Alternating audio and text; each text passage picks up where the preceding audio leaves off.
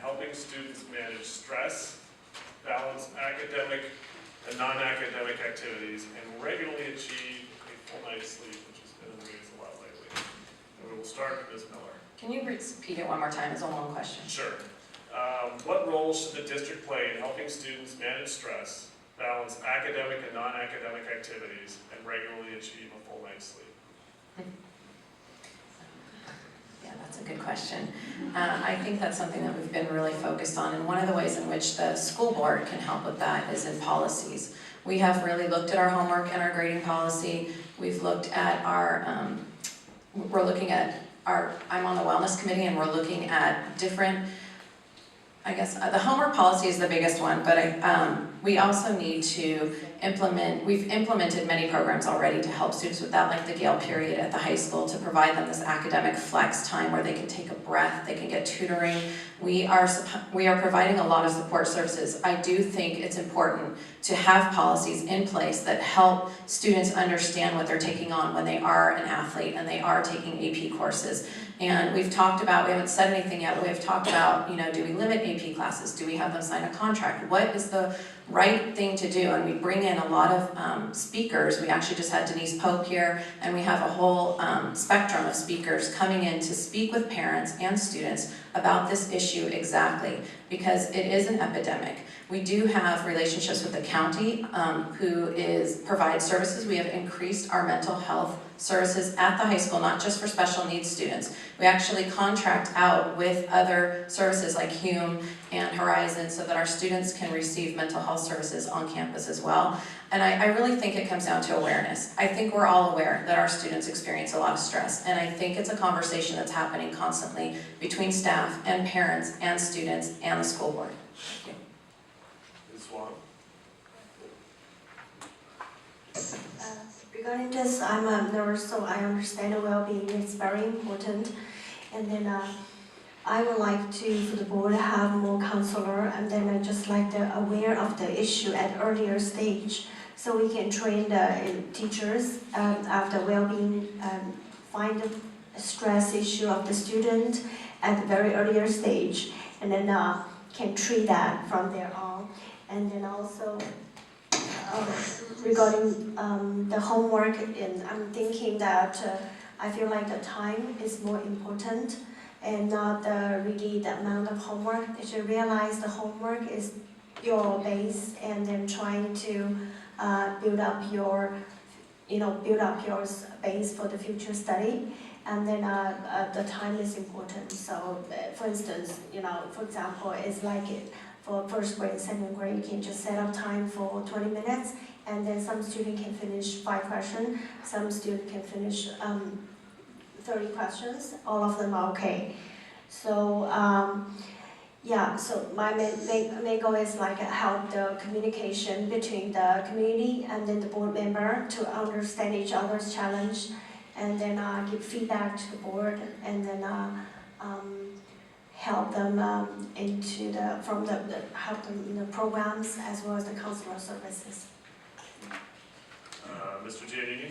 Well, this is a topic that actually kind of hits me close to home. Being a law enforcement officer for 21 years, I've seen firsthand the stress that students have felt, the stress that parents have put on students, and the stress that society has put on kids. And I've seen the horrific results of some of the stress that we have put on kids. We definitely need to address it. And it's kind of a tough thing to talk about at home sometimes. I definitely like to expand our emotional support for kids. Instead of having someone for the kid to talk to, I'd like to be able to teach students how to deal with their emotional issues. Have them bring in yoga, meditation, let's slow things down. Let kids think a little bit, breathe a little bit. Isn't that always be stressed out in the world? They will have stress. When they get into college and they get in the real world, they're going to have stress. There's no reason why 5th graders and 4th graders should be scared to go to school because of test day. Or 7th or 8th graders should be going to a counselor contemplating suicide. Those are things we have to address as a society and really look at ourselves. At work, we have a thing called BSU. It's a behavioral science unit. If a police officer, a family member has an issue, they go to the behavioral science unit, speak to a clinical psychologist, not just a counselor, a real psychologist, and get advice, someone to talk to. It is costly, but it's something that the school district could look into. Thank you. Ms. Blackman? Hi, thank you. One of the issues, I think, is that we're finding that we're putting a lot of pressures on our students. We're trying to model our students after ourselves. We've turned them into commuters, and we've given them a huge amounts of work. They go to school 5, 6 hours a day, and then they come home for a few hours, maybe 3 or 4 hours worth of homework. Now, to the average person who works an 8-hour day, that's a huge amount to carry on your shoulders, day after day, week after week, throughout the school year. You wouldn't ask it of yourselves, we shouldn't be asking it of our children. Data shows that in fact the only really effective homework is in the math area, and yet we load up our kids with lots of homework everywhere else. First of all, I would like to see a program implemented where across curriculum groups that the faculty and the staff and the students are basically looking at how much homework is assigned across every week. I have run into this way too many times in my own family where my children have had up to 6 hours of homework simply because the teachers have not aligned the coursework for that day. And what do? How do you augment that? The stress level is huge. I would also ask that we look at things, as Joe had mentioned, that can offset some of those stress levels. In Chicago, there was a recent study that came out where they implemented a meditation room that helped reduce stress levels for children, as well as reduce students that have behavioral issues in the classroom. So we need to think outside the box and find better ways to address stress in our community. Mr. Chartier? Yes, having a balanced life, I believe, is the way to excel. Without having that balance and having high levels of stress, you're never going to excel at all. And I've noticed it with my own daughter. There are certain times, the way the homework cycle, some days it's a light, but some days it seems like every class has the maximum possible amount and over. And she does a non-academic learning too. She does ballet instruction, which takes hours each day as well. I'd like to see us have the student decide what's the right amount of homework. It's crazy to have the homework count 10 to 20% of an overall grade. That means that no matter how well they do on tests or whatever, if they don't do the homework, they've got an average grade. It should be that the homework is like it is when you go to college. The homework really doesn't count. Every student can decide the amount of homework they need to accomplish so they can maximize learning, which is the most important thing. Thank you. And Mr. Cunningham? How about Mr. Hurricane first? It's me. Oh, sorry, Mr. I stopped you soon. Thank you for the action. Sure. It's a fact of like our students are stressed, and we definitely recognize that, and we need to make sure that they have a balanced education, just like work-life balance. They need to have balanced education. It's not just the school. School is where they start. The academics is where they need to learn. So we need to provide the right learning environment, the right kind of counselors, so that they can be counseled if they have stress. The teaching environment can be provided where they can learn if they're lagging behind the AP and the Gale period, provide them that ability to catch up, because sometimes that's the stress, that's the pressure. Sometimes social emotional aspect like bullying happens at school, and that needs to be addressed as well, because that is where stress comes from for a kid. That needs to be addressed. There is homework pressure, there is pressure to succeed, and it doesn't originate in the kid himself. Yes, he is ambitious, but it comes from the family as well. Family sometimes is a critical aspect of stress which is induced. Parents know best for their kids, but sometimes they impose their dreams on the kids. So we have to educate the parents as well, and make sure that we expect something from the kid. We just attended tennis sports, how to make a kid successful, and in that it was clearly recognized that we need to address, ensure that it is not the scores we are after, it is the education and the learning we are after, and I think we can do that as a family, as a teacher, as a community, to build every student to the best of their capability. Thank you. Now, Mr. White. Thank you, Mr. Moore. So, I think one of the things that the district can do better is parent education. Because when we went to the lecture by Dr. Denise Poe, one of the things I saw and heard really loud and clear is that there's a lot of pressure for our kids to succeed. And there's some things we're pushing them for that really, when you look at the data says it's really not that important.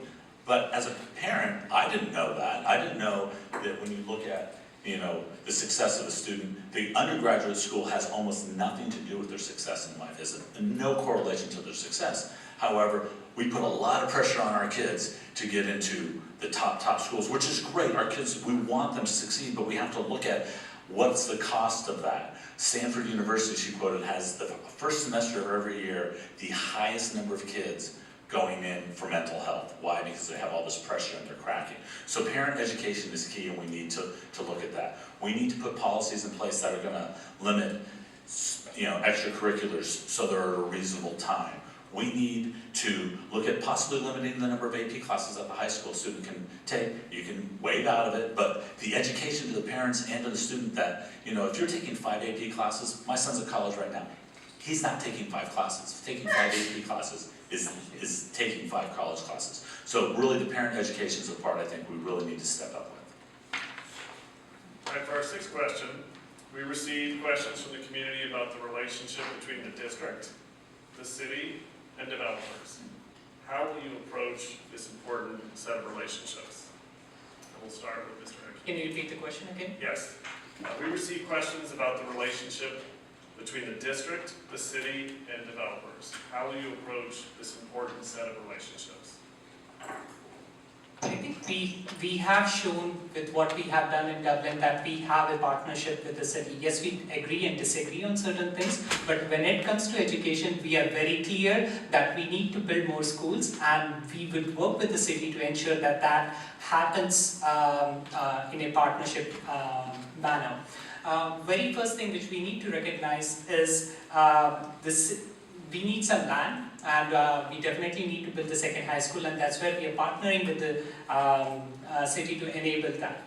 Okay. The second part is anything which we build, the developers charge money for the families, and that money, the schools need to have some share of that money, and that could be from higher developer fees, because these kids will go to Dublin schools. If we are not enabling the schools, we would not have quality schools, and that would kind of dissuade parents from coming to the district. So I think it's a mutually beneficial, symbiotic relationship which we need between the city, the developers, and the district to recognize that what we are doing in Dublin, by building more schools, charging higher developer fees, ensuring that we are modernizing our facilities and making sure we are fiscally solvent, all those things can happen only if the city, the school district, and the developers get together. We definitely need that partnership. Mr. Giannini? That right now, and more than any time in our history of Dublin, is crucial to have the city council, the school board, and developers all working together, understanding a common cause. In my own little work, if there's static in the air, things don't happen. It needs to be clear and concise communication. I think maybe we should up our annual meeting to a biannual meeting with the school board and a joint school board city council meeting. Maybe something to think about is having a school board member go to city council meetings, listen to what's going on in city council, and report back to the school board, and vice versa. They can sit in on us and report back to what there's going on. There has been a little disconnect in the past. Is it better now? Immensely better. Could it get better? Sure it could. We sit down with developers more often, see what's on their mind, how can we work with them. But if we're fighting developers, fighting the cities fighting developers, it's not going to work out. But things to get done, developers, they're kind of the enemy right now, but they are a big contributor to how we build schools too. And they have the land where we want to build our schools. So we've got to be able to get along with them and work with them. Not selling we sell the store to get whatever they want, but we got to work with them. And like Samir said, and other people said tonight, we need to revise SB 50. Senate Bill 50, which controls our funding, needs revision. The governor needs to stop playing all the groups against each other, playing developers against the citizens, playing himself with the developers. It's a big game he's playing, it's ridiculous. More work needs to be done at the state level. Thank you. Ms. Wong? I like to set up a platform to understand each other, like both the school district and the city, as well as developers, and then see if we can reach a certain point for communication. Is very important to understand each other and the way that school board can bring up the challenges, and the city maybe provide us with some feedbacks and possible solutions, and then the developer maybe we can I know we are charging, they're trying to charge their level 3, they're level 1, level 2, and then so we can work together. This is one issue.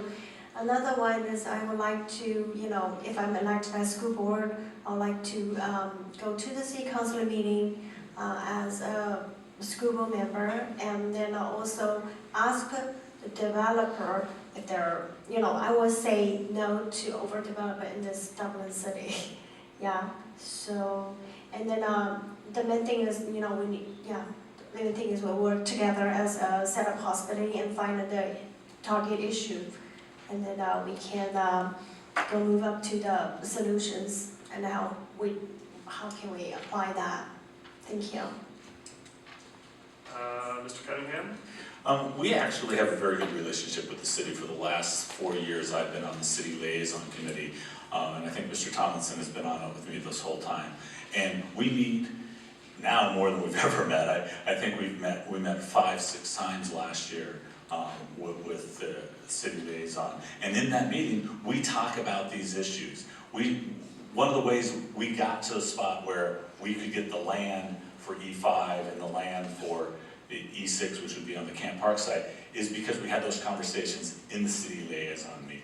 Now, I will tell you, did we always agree? Absolutely not. However, we worked out the issues, and we continue to work because we all understand one thing. At the end of the day, everyone involved lives in Dublin. It's not like some districts where you have multiple jurisdictions, multiple cities, makes it very difficult. So we work very well together. The developers were involved in those deals. And one of the things with the higher developer fees, we charge the highest developer fees in the area by far. We're over $10 a square foot on level 2, over $21 on level 3. That's all set by a state formula. So we can only change it twice a year. And so we need to continue to look at it and continue to address that and make sure that we're in Sacramento continuing to push them to change SB 50. It's broken, it's flawed, and it really hurts districts like Dublin.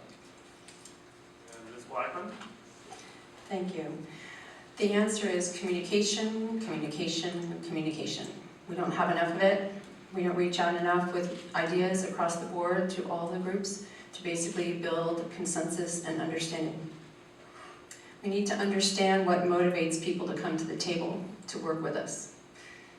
One of the things I find interesting, and I'll quote you, Megan, is that we know that there's roughly about $100,000 of money required to basically house one student. I believe that was something we stated in one of the board meetings. But yet developers per house maybe only pay $15,000. So you know right off the bat, every house that's built, you're at an enormous deficit. And we know that SB 50 is broken. It does not provide us the necessary funding. So the first thing is to really reach out to the state to change that formula. Then we can have a meaningful discussion with the developers about what we need to do. But also when we actually go to those city council meetings and talk to those representatives, we need to express the fact that some of what's occurring in our city is dramatically and negatively impacting our schools. We need to actually stand up sometimes and say, you know what, we really cannot support more housing. And the only way to get there is to actually go and say that we are over capacity. Nielsen sits empty right now, and yet we're spending money to proceed into growing a new facility at Dublin Crossing where there are no students at the moment. And yet we have not begun full-blown work on programming. I know you said that we're doing programming, but not from a strategic planning point of view. Thank you. Yes, hi, thank you. Obviously, both us trying to be on the school board and the new candidates trying to be on the city council have the same questions answered at them. I've noticed that reading about our candidates that are going for the council, the things they talk about the most are growth and school overcrowding. Those are the big issues here as well, is growth and school overcrowding. We both are tied up. And because of that, I think it's time we acted in the same manner. We need to have, both have the same goals. And it's great that we're getting level 3 fees now. Unfortunately, we haven't collected anything for the high school for the longest time because